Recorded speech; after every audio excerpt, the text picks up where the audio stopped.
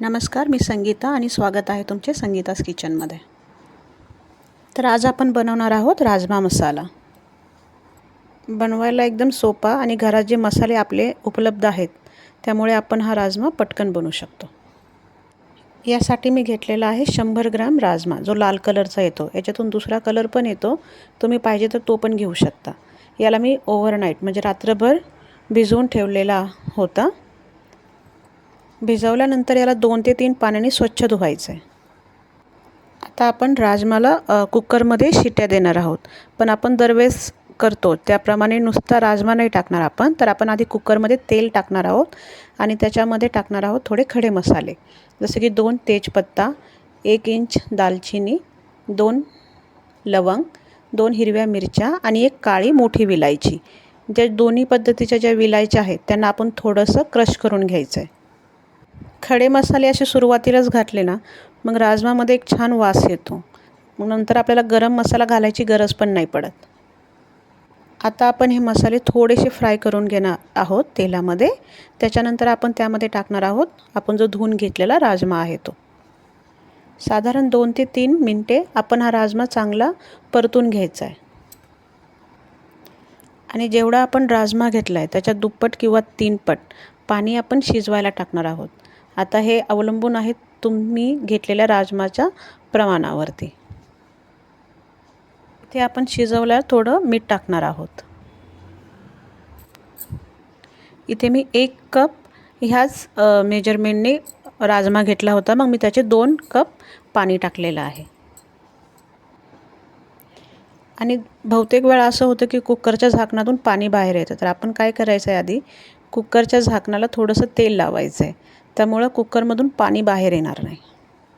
आता आपण बनवूया त्यासाठी मसाला. तर मी घेतलेले आहेत 3 ते 4 हिरव्या मिरच्या, 8 ते 10 लसणाच्या पाकळ्या, 1 टमॅटो, थोडंसं अद्रक, 3 ते 4 काळी मिरी, अर्धा छोटा चम्मच जिरा आणि 2 मोठे चमचे जो राजमा आपण शिजवून घेतला होता तो. आता तुम्ही बघत असाल राजमा आपला शिजलेला आहे चांगला. याच्यामधून तुम्ही जे खडे मसाले आपण टाकले होते ते तुम्ही साईडला करू शकता. आता आपण तयार करूया याची ग्रेव्ही. तर त्यासाठी तेल टाकलं आहे. तेलामध्ये अर्धी छोटी चम्मच जिरा आणि 2 ते 3 कांदे मग मिक्सरमधून बारीक थोडेसे वाटून घेतलेले. त्यामुळं वाटून घेतल्यामुळं ग्रेव्हीला एक छान अशी कन्सिस्टन्सी येते. आता हा कांदा आपण गुलाबी होईपर्यंत परतून घ्यायचा आहे याच्यामध्ये. आणि नंतर त्याच्यामध्ये आपण टाकणार आहोत जो मसाला आपण केला होता. इथे तुम्ही बघू शकता कांद्याचा कलर चेंज झाल्यानंतर मी हा जे वाटण आपण वाटलं होतं ते इथे टाकलेलं आहे. मिक्स केल्यानंतर साधारण 2 ते 3 मिनिट याला झाकण लावून चांगला मसाला शिजवून द्यायचा. आता मसाल्यामध्ये जर आपल्याला पाणी टाकायचं आहे, मसाला थोडा खाली लागत असेल, तर आपलं जे राजमा शिजवताना जे कुकरमध्ये उरलेलं पाणी ते तुम्ही इथं वापरू शकता. किंवा जर कुकरमधलं सगळंच पाणी जर आटून गेलं असेल तर तुम्ही त्या जागेवर गरम पाण्याचाही वापर करू शकता. शक्यतो आपल्याला गरम पाणीच वापरायचं आहे, त्यामुळे भाजीची टेस्ट चांगली येते.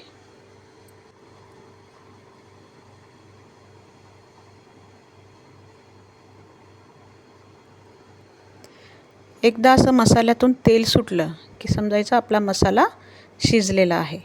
जरी तुम्ही एकदा मसाला टेस्ट करू शकता. जर तुम्हाला वाटलं की अजूनही टमॅटोचा थोडासा तो कच्चा वास येतो आहे किंवा कच्ची टेस्ट येते, तर मसाला थोडा अजून वेळ परतून आपण घेऊ शकतो.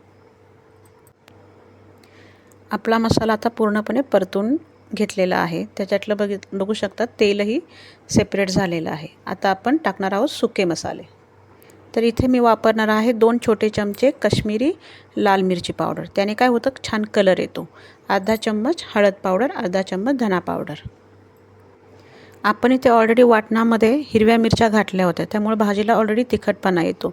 जर तुमच्याकडे ही मिरची नसेल तर तुम्ही घरातली लाल मिरची पावडर वापरू शकता, किंवा तुम्हाला जर भाजी अजून तिखट हवी आहे तुम्ही मग अजून घरातलं तिखट वापरू शकता. सुके मसाले आपले परतून झाल्यावर आपण याच्यात टाकणार आहोत थोडंसं पाणी, गरम पाणी. जशी आपल्याला भाजी किती पातळ हवी आहे त्याच्यानुसार. जास्त पातळ नाही करायची, थोडी घटसरच ठेवायची. झाकण लावून 3 ते 4 मिनिटे हा मसाला शिजवून द्यायचा आहे.